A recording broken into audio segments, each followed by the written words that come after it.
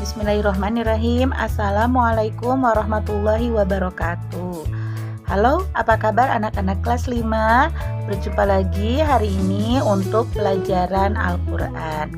Nah, minggu kemarin kalian sudah mempelajari tentang surat Al-Qari'ah, dan hari ini anak-anak akan belajar tentang surat Al-Adiyat.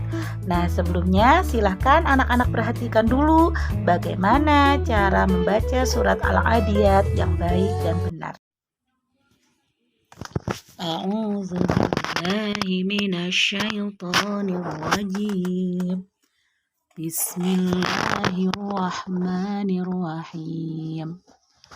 Wal 'adiyati dhabha fal muriyati qadha fal mughirati subha fa atharna bihi naq'a fa wasatna bihi jam'a innal insana li rabbihi lakanud wa innahu ala dzalika lasyahid wa innahu li hubbil khairi lasyadid afala ya'lamu idza bu'thira ma fil qubur wa hussila ma fis sudur inna rabbahum bihim yawma idzil lakhabir.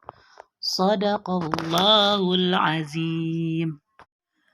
Setelah mengetahui bagaimana cara membaca surat Al-Adiyat yang baik dan benar, silahkan anak-anak di halaman 13, 14, sampai 15 beri nomor ayat seperti surat Al-Qari'ah minggu kemarin.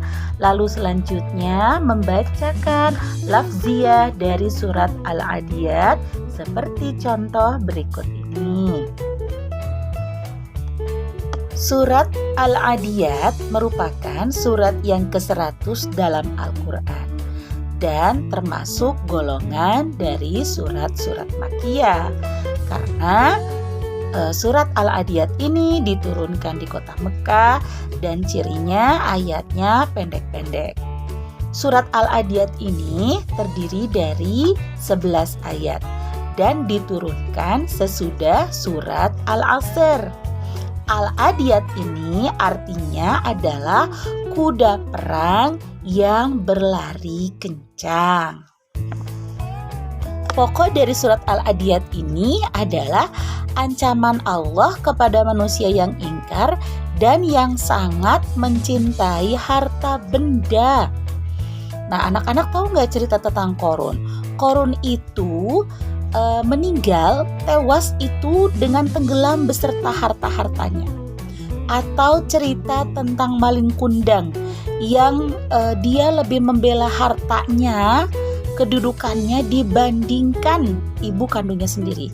Maka apa yang terjadi? Azab Allah turun kepada maling kundang. Dan orang-orang yang banyak sekali kisah-kisah yang menggambarkan orang-orang yang sangat cinta dunia itu ternyata mereka meninggal dengan keadaan yang tidak baik.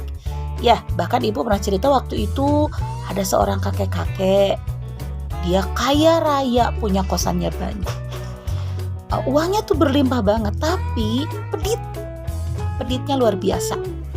Nah, suatu hari tetangganya tidak pernah mendengar lagi suara si kakek ini, bahkan tidak pernah melihatnya keluar rumahnya.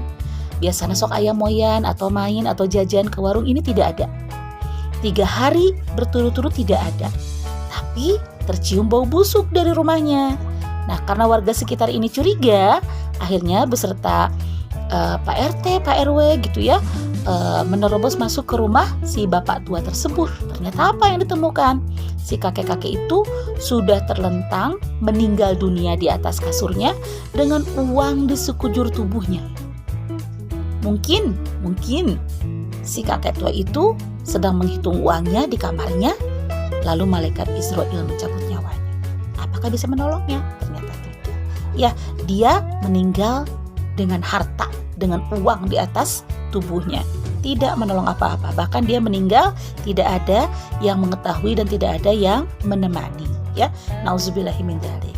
Nah, surat Al-Adiyat ini menggambarkan tentang itu. Kalau orang yang terlalu mencintai harta benda, maka Allah akan memberikan ancamannya ya kepada orang-orang yang terlalu mencintai harta benda. Adapun pelajarannya dalam surat Al-Adiyat yang pertama, lihat di halaman 16 itu, kita harus menetapkan keyakinan terhadap kebenaran ajaran Islam. Keyakinannya itu seperti apa? Kalau memang sudah yakin itu berarti mau melakukan apa yang diajarkan dalam ajaran kita, yaitu ajaran Islam. Yang kedua, harus meningkatkan kualitas keimanan dan ketakwaan kepada Allah. Nih, kalau sudah tahu caranya sholat atuh. Dan sholatnya belajar untuk tepat waktu. Sudah tahu lah meninggalkan sholatnya dosa, sholat atuh ya. Dikerjakan sholatnya, tingkatkan terus. Lamun kamarima yang laki-laki nih sholatnya di rumah, sok mengkema tingkatkan sholatnya di masjid. Nah, lalu kehidupan ini harus diisi dengan memperbanyak amal soleh untuk bekal di akhirat nanti. Kumaha amal solehnya anak-anak? Gampang. Nurut ya kasih mama kasih bapak. Bantuan sedikit-sedikit apa yang bisa kalian lakukan. Tong hare-hare di rumah teh dipanggil berapa kali tengah jawab. Teh tambah dosa. Sholat yang betul ya, amal soleh kalian, belajar yang betul itu amal soleh yang bisa kalian lakukan. Harus istiqomah dalam ibadah dan melakukan amal soleh. Ayeuna sholat besok kente, ayeuna sholat besok kente. Nah, itu sama kayak orang belang pahalanya teh. Nanti teh dapat enggak leuheung gitu. Sedangkan kalau sekali tidak sholat aja 40 hari berturut-turut nggak dapat pahala. Deh kumaha ya mutu sholat ya. Terus saya nggak dapat pahala, rugi kitanya. Terus senantiasa meningkatkan pemahaman keagamaan agar ibadah menjadi berkualitas. Nah, alhamdulillah anak-anak belajar TPA di sini sebagai sarana untuk meningkatkan kualitas pengetahuan agama anak-anak. Lalu harta kekayaan, kedudukan, jabatan, kehormatan bukan tujuan hidup, tapi alat untuk meraih tujuan hidup. Kayak harus, benghar kudu. Supaya apa? Dan ibadah haji juga harus pakai uang. Ya, kalau kita punya uang banyak kita bisa bersedekah. Kalau kitanya tetap berada di jalan Allah dan menjadi orang yang baik atau soleh, ya kita bisa melaksanakan itu. Tapi karena udah dikasih kekayaan sama Allah soleh gitu, nah itu bakal ancaman Allah bakal terjadi sama dia seperti kisah yang ibu tadi ceritakan ya. Lalu harus selalu dekat dengan Allah dan jangan berhenti bersyukur. Kalau orang yang bersyukur itu akan ditambah nikmatnya sama Allah. Tidak ada ceritanya orang yang mau mengeluarkan hartanya itu jadi miskin. Dia bersyukurnya dengan berinfak, bersedekah, ditambah ku Allah rezekinya. Nah, anak-anak harus bisa seperti itu ya. Tong pelit ka adik misalkan, contoh kecil aja. Tong pelit ka adik, tong pelit ka dulur ya kalau punya rezeki lebih. Yang terakhir, tujuan hidup orang yang beriman adalah meraih ridho Allah agar selamat dunia di akhirat. Kalau ridho Allah sudah ada untuk kita, maka kita akan selamat baik di dunia maupun di akhirat.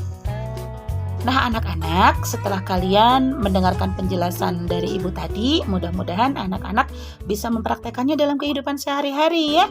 Karena kalau tidak dipraktekkan ya rugi, udah belajar tapi nggak dipraktekkan. Insya Allah kita akan ketemu lagi minggu depan. Sekian untuk pelajaran hari ini. Tetap semangat, sehat selalu dan rajin beribadah ya. Jangan lupa. Assalamualaikum warahmatullahi wabarakatuh.